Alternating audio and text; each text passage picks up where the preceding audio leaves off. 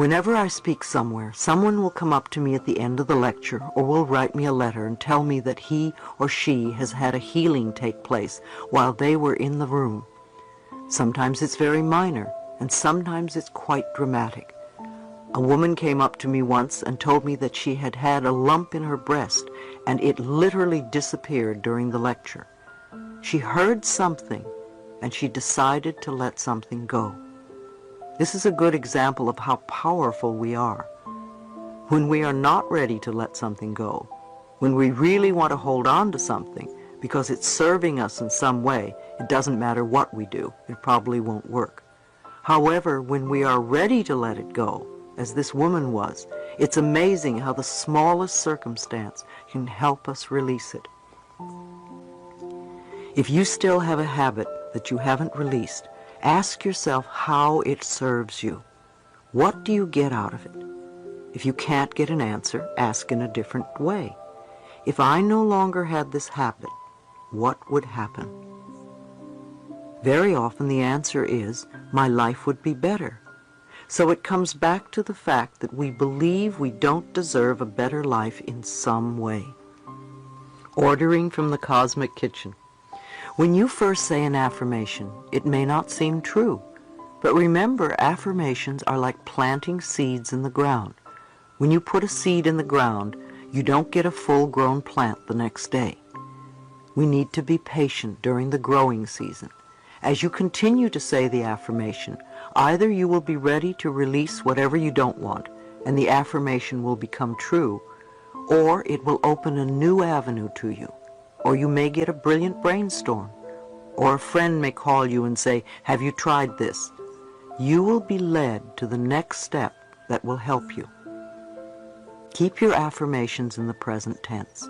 You can sing them and make a jingle out of them so that they repeat over and over in your head. Remember that you cannot affect a specific person's actions with your affirmations. To affirm that John is now in love with me is a form of manipulation, and it is trying to have control over another person's life. It will usually have a boomerang effect on you. You will become very unhappy when you don't get what you want. You can say, "I am now loved by a wonderful man who is," and list the qualities that you want in the relationship.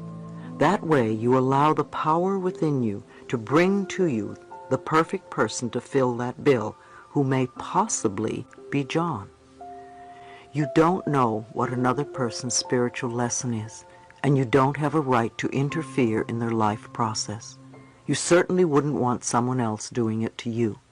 If someone is ill, bless them and send them love and peace, but don't demand that they get well. I like to think of doing affirmations as placing our order in the cosmic kitchen. If you go to a restaurant and the waiter or waitress comes and takes your order, you don't follow them into the kitchen to see if the chef got the order or how he's going to prepare the food. You sit and drink water or coffee or tea, or you talk to your friend and maybe eat your roll. You assume that your food is being prepared and will be out when it's ready. It's the same when we begin to do affirmations. When we put our order into the cosmic kitchen, the great chef, our higher power, is working on it. So you go on with your life and know that it is being taken care of. It's on order. It's happening. Now, if the food comes out and it isn't exactly what you ordered, and if you have self-esteem, you will send it back. If not, you will eat it. You also have a right to do that with the cosmic kitchen. If you don't get exactly what you want, you can say, "No, that's not quite it. This is what I want." Perhaps you weren't clear in your ordering. The idea here, too, is to let go. At the end of my treatments and meditations, I use the words, "and so it is." It's a way of saying, higher power, it's in your hands now. I release it to you. Reprogramming the subconscious mind. The thoughts we think accumulate, and when we are unaware, the old thought resurfaces. When we are reprogramming our minds, it is normal and natural that we go a little forward, we come a little back, and we go a little forward again. It's part of practicing. I don't think there is any new skill that you can learn absolutely 100% in the first few minutes. Do you remember when you first learned how to use a computer, how frustrating it was? It took practice. You had to learn how it worked, to learn its laws and systems. I called my first computer my magic lady, for when I mastered her rules, she did indeed deliver what seemed like magic to me. Yet while I was learning, the way she would teach me I was off track or going in the wrong direction was to devour pages of work that I would then have to do all over again. Out of all the mistakes, I learned how to flow with the system. To flow with the system of life, you want to become aware that your subconscious mind is like a computer. Garbage in, garbage out. If you put negative thoughts in, then negative experiences come out. Yes, it takes time and practice to learn the new ways of thinking. Be patient with yourself. When you are learning something new and the old pattern returns, are you going to say, "Oh, I didn't learn anything"? Or are you going to say, "Okay, that's all right, come on, let's do it again the new way"? Or say you cleared an issue and think you'll never have to deal with it again. How do you know if you've really worked it through unless you test yourself? So you bring up the old situation one more time and watch how you react. If you jump right back into the old way of reacting to it, then you know you haven't really learned that particular lesson, and you need to do more work on it. That's all it means. You want to realize it's only a little test to see how far you've come. If you begin to repeat your affirmations, the new statements of truth about yourself, you give yourself an opportunity to react differently. Whether it's a health problem, a financial one, or a relationship difficulty, if you react in a new way to the situation, then you're on your way to having another issue handled, and you can move on to other areas. Remember, too, that we work on layers at a time. You can reach a plateau and think, "I've done it," and then later on some old issue resurfaces and you may injure yourself or get sick and you don't get better for some time. Look to see what the underlying beliefs are. It may mean that you have some more work to do because you are going to the next deeper layer. Don't feel that you're not good enough because something you've worked to clear comes up again. When I discovered that I was not a bad person because once again I was facing an old issue, it became much easier for me to keep going. I learned to say to myself, "Louise, you're doing very well. Look how far you have come. You just need more practice, and I love you." I believe that each one of us decides to incarnate upon this planet at particular points in time and space. We have chosen to come here to learn a particular lesson that will advance us on our spiritual evolutionary pathway. One of the ways to allow the process of life to unfold for you in a positive, healthy way is to declare your own personal truths. Choose to move away from the limiting beliefs that have been denying you the benefits you so desire. Declare that your negative thought patterns will be erased from your mind. Let go of your fears and burdens. For a long time now, I have been believing the following ideas, and they have worked for me. Everything I need to know is revealed to me. Everything I need comes to me in the perfect time-space sequence. Life is a joy and filled with love. I am loving and lovable and loved. I am healthy and filled with energy. I prosper wherever I turn. I am willing to change and to grow, and all is well in my world. I have learned that we don't always stay positive 100% of the time, and I include myself in this knowledge. As much as possible, I see life as a wonderful, joyous experience. I believe that I am safe. I have made it a personal law for me. I believe that everything I need to know is revealed to me, so I need to keep my eyes and ears open. When I had cancer, I remember thinking that a foot reflexologist would be very helpful to me. One evening I went to a lecture of some sort. Usually I sit in the front row because I like being close to the speaker. However, that night I was compelled to sit in the back row, and right after I sat down, a foot reflexologist sat next to me. We began to talk, and I learned that he even made house calls. I didn't have to look for him. He came to me. I also believe that whatever I need comes to me in the perfect time-space sequence. When something goes wrong in my life, I immediately start to think, all is well, it's okay, I know that this is all right. It's a lesson, it's an experience, and I'll pass through it. There is something here that is for my highest good. All is well. Just breathe, it's okay. And I do the best I can to calm myself so I can think rationally about whatever is going on. And of course, I do work through everything. It may take a little time, but sometimes things that seem to be great disasters really turn out to be quite good in the end, or at least not the disasters that they seem to be in the beginning. Every event is a learning experience. I do a lot of positive self-talk, morning, noon, and night. I come from a loving space of the heart, and I practice loving myself and others as much as I possibly can. My capacity to love expands all the time. What I do today is much more than I was doing 6 months or a year ago. I know a year from now my consciousness and my heart will have expanded and I'll be doing even more. I know that what I believe about myself becomes true for me, so I choose to believe wonderful things about myself. There was a time when I didn't, so I know I have grown and I continue to work on myself. I also believe in meditation. To me, meditation is when we sit down and turn off our dialogue long enough to hear our own inner wisdom. When I meditate, I usually close my eyes, take a deep breath, and ask, what is it I need to know? I sit and listen.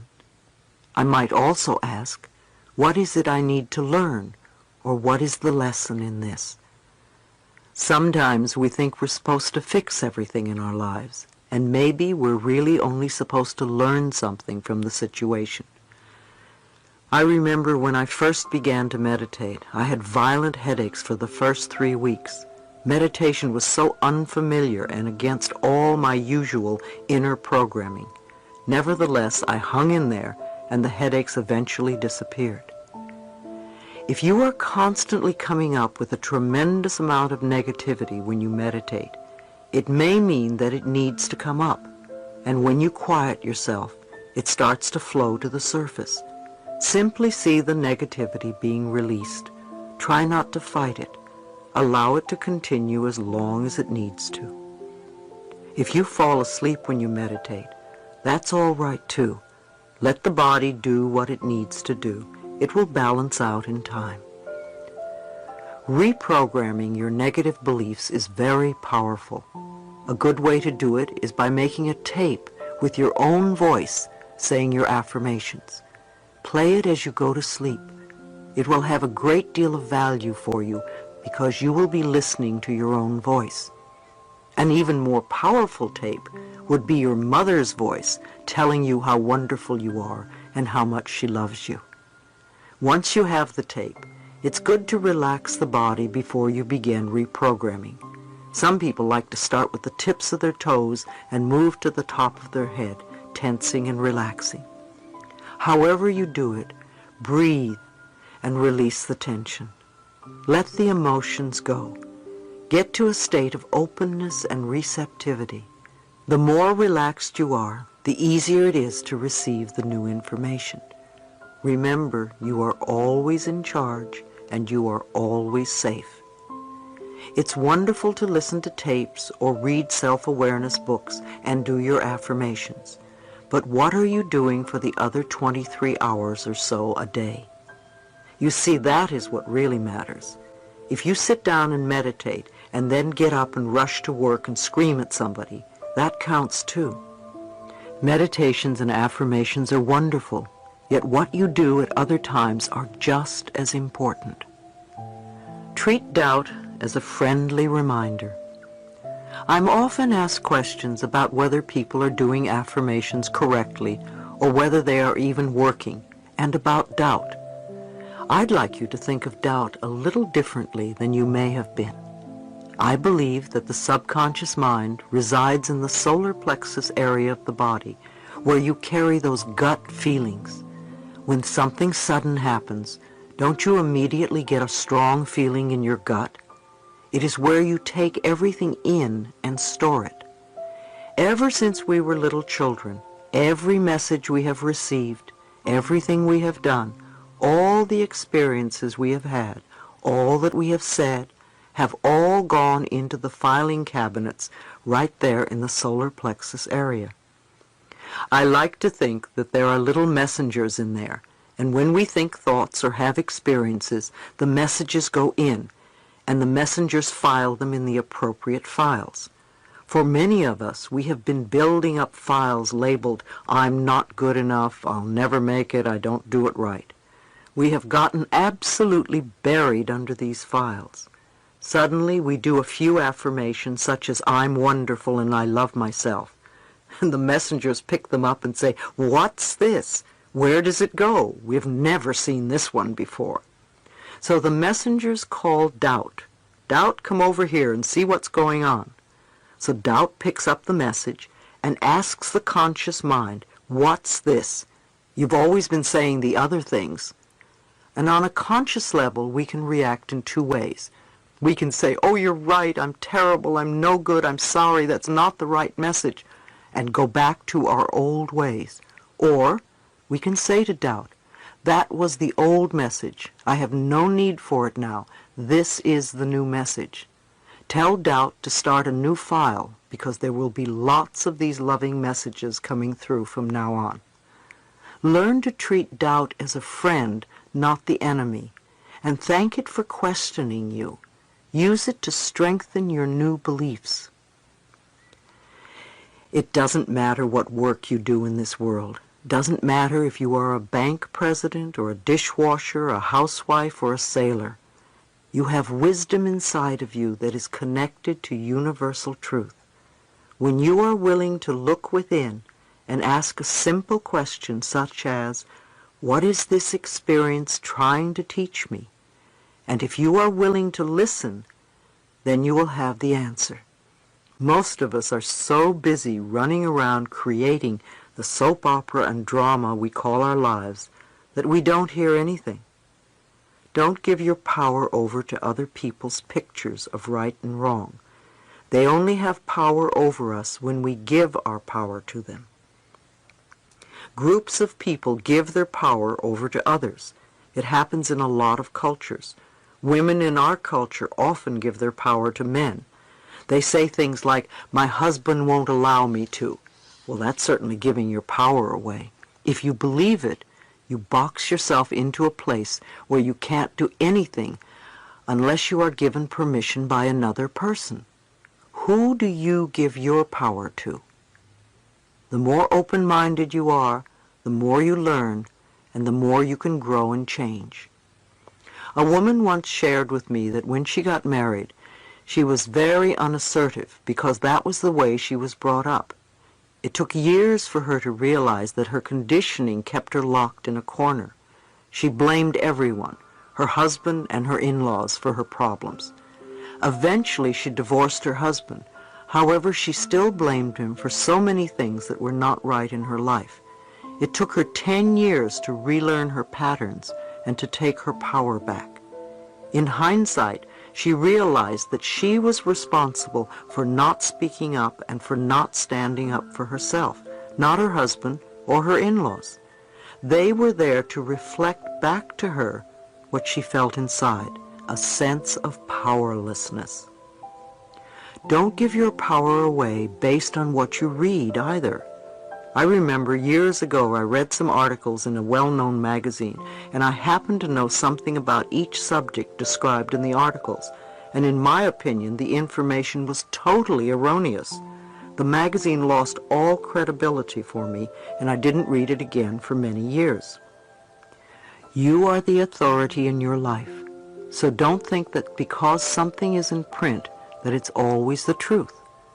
Inspirational speaker Terry Cole Whitaker wrote a wonderful book called What You Think of Me Is None of My Business. It's true. What you think of me is none of my business. It's your business. In the end, what you think of me is going out from you in vibrations and will come back to you. When we have illumination, when we become conscious of what we are doing, we can begin to change our lives. Life is really here for you. You need only ask. Tell life what you want, and then allow the good to happen. Part 2. Dissolving the barriers. We want to know what is going on inside us, so we can know what to let go. Instead of hiding our pain, we can release it totally. Chapter 5. Understanding the blocks that bind you. Chronic patterns of self-hate, guilt, and self-criticism raise the body's stress levels and weaken the immune system. Now that we understand a little more about the power that we have within us, let's take a look at what keeps us from using it. I think that almost all of us have barriers of some kind or another. Even when we do a lot of work on ourselves and clear out the blocks, new layers of old barriers still keep coming up. Many of us feel so flawed that we believe that we are not good enough and never will be. Again, if we find something wrong with us, then we are going to find something wrong with other people as well. If we are still continuing to say, I can't do this because my mother said, or my father did, then we have not yet grown up. So now you want to let your barriers go, and perhaps learn something different that you didn't know before now. Perhaps one sentence here will trigger a new thought. Can you imagine how wonderful it would be if every day you learned a new idea that would help you let go of the past and create harmony in your life? When you become aware and understand the individual process of life, you will know what direction to take. If you put your energies into learning something about yourself, you will eventually see those problems and issues that you need to dissolve. We all have challenges in life. Everybody does. Nobody goes through life without them. Otherwise, what would be the purpose of coming to this particular school called Earth? For some, there are health challenges, and for other people there are relationship challenges, or career, or financial challenges. Some have a little or a lot of everything. I think one of our biggest problems is that most of us haven't the faintest idea of what it is we want to let go. We know that it's not working, and we know what we want in our life, yet we don't know what's holding us back. So let's take time to look at the blocks that bind us. If you think for a moment about your own patterns and problems and the things that hold you back, which categories do they fall into? Criticism, fear, guilt, or resentment? I call these categories the Big Four. Which is your favorite one? Mine was a combination of criticism and resentment. Maybe you are like me and have 2 or 3. Is it fear that always comes up, or guilt? Are you very, very critical or resentful? Let me point out that resentment is anger that is stuffed down. So if you believe you are not allowed to express your anger, then you have stored a lot of resentment. We cannot deny our feelings. We cannot conveniently ignore them. When I had my cancer diagnosis, I had to look very clearly at myself. I had to acknowledge some nonsense that I didn't want to admit about myself. For instance, I was a very resentful person, and I carried a lot of bitterness from the past. I said, "Louise, you have no time to indulge in that anymore. You really must change." Or, as Peter McWilliams says, you can no longer afford the luxury of a negative thought. Your experiences always reflect your inner beliefs. You can literally look at your experiences and determine what your beliefs are. Maybe it's disturbing to consider, but if you look at the people in your life, they are all mirroring some belief you have about yourself. If you are always being criticized at work, it is probably because you are critical and have become the parent who once criticized the child. Everything in our lives is a mirror of who we are. When something is happening out there that is not comfortable, we have an opportunity to look inside and say, how am I contributing to this experience? What is it within me that believes I deserve this? We all have family patterns, and it is very easy for us to blame our parents or our childhood or our environment, but that keeps us stuck. We don't become free. We remain victims, and we perpetrate the same problems over and over again. So it really doesn't matter what anybody else did to you or what they taught you in the past. Today is a new day. You are now in charge. Now is the moment in which you are creating the future in your life and your world. It really doesn't matter what I say either, because only you can do the work. Only you can change the way you think and feel and act. I'm just saying that you can. You definitely can, because you have a higher power within you that can help you break free from these patterns if you allow it. You can remind yourself that when you were a little baby, you loved yourself for who you were. There is not one little baby who criticizes its body and thinks, "Oh, my hips are too big." Babies are thrilled and delighted just because they have bodies. They express their feelings. When a baby is happy, you know it.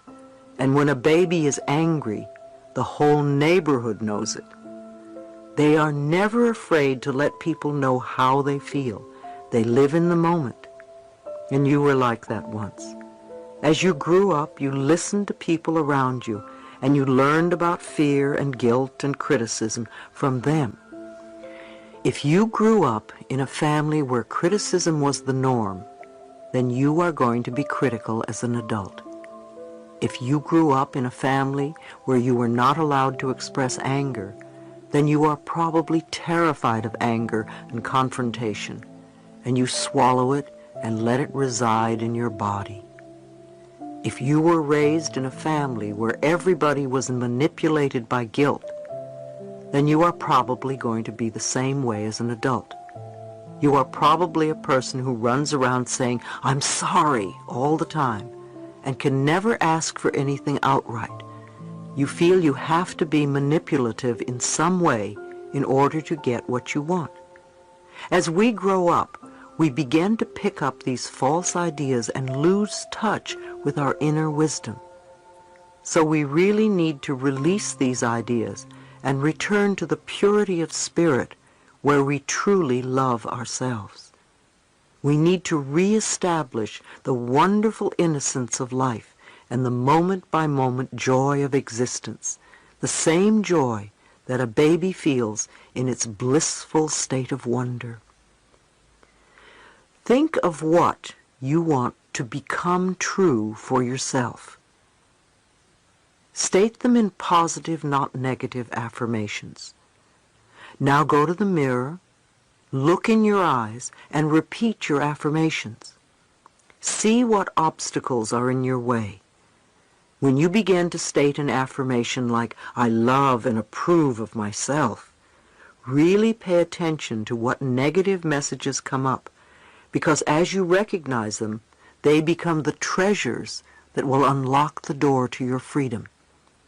Usually the messages are one of the four I mentioned earlier: criticism, fear, guilt, or resentment. And most likely you learn these messages from people back there. Some of you have chosen some difficult tasks to handle in this lifetime, and it is my belief that we really come here to love ourselves in spite of what they say or do. We can always go beyond our parents' or our friends' limitations. If you were a good little girl or boy, you learned your parents' limited way of looking at life. You see, you're not bad. You are good children. You learned exactly what your parents taught you. Now that you are grown up, you're doing the same thing. How many of you hear yourself saying what your parents used to say? Congratulations. They were very good teachers and you were very good students. But now it is time for you to begin to think for yourself. A lot of us may face resistance when we look in the mirror and repeat our affirmations. However, resistance is the first step to change. Most of us want our lives to change, but when we are told that we have to do something different, we say, "Who, me? Oh, I don't want to do that." Others may experience feelings of despair. Often if you look in the mirror and say, "I love you," the little child inside says, "Where have you been all this time? I've been waiting for you to notice me." And waves of sadness come up because you've been rejecting the little child for a long, long time. When I did this exercise in one of my workshops, a woman said she was very, very scared. I asked her what frightened her, and she shared the fact that she was an incest survivor. Many of us have had this experience called incest, and we are learning to come through it. It's interesting that it occurs so often on our planet. We read so much about incest these days, yet I don't think it is happening any more now than it ever did. We have advanced to a state where we now feel that children have rights, and we are allowing ourselves to see this ugly sore in society. In order to release the problem, we have to first recognize it, and then we can work through it. Therapy is so important for incest survivors. We need a safe space where we can work through these feelings. When we have let the anger and the rage and the shame out, then we can move to the space where we can love ourselves. No matter what we are working on, we want to remember that the feelings that come up are just feelings. We are not in the experience anymore. We need to work on making the inner child feel safe. We want to thank ourselves for having had the courage to survive this experience. Sometimes when we're dealing with an issue such as incest, it's difficult to accept that the other person was doing the best he or she could at the time with the understanding and awareness and knowledge that they had. Acts of violence always come from people who were violated themselves. We all need healing. When we learn to love and cherish who we are, we will no longer harm anyone. Stop all criticism. When we are dealing with criticism, we are usually criticizing ourselves all the time for the same things over and over. When are we going to wake up and learn that criticism doesn't work? Let's try another tactic. Let's approve of ourselves as we are right now. Critical people often attract a lot of criticism because it is their pattern to criticize. What we give out, we get back. They may also need to be perfect at all times. Who's perfect? Have you ever met a perfect person? I haven't. If we complain about another person, we are really complaining about some aspect of ourselves. Everyone is a reflection of us, and what we see in another person, we see in ourselves. Many times we don't want to accept parts of who we are. We abuse ourselves with alcohol or drugs or cigarettes or overeating or whatever. These are ways of beating up on ourselves for not being perfect. But being perfect for who? Whose early demands and expectations are we still trying to meet? Be willing to let that go. Just be. You will find that you are wonderful just as you are this very moment. If you have always been a critical person who sees life through very negative eyes, it is going to take time for you to turn yourself around to be more loving and accepting. You will learn to be patient with yourself as you practice letting go of the criticism, which is only a habit, not the reality of your being.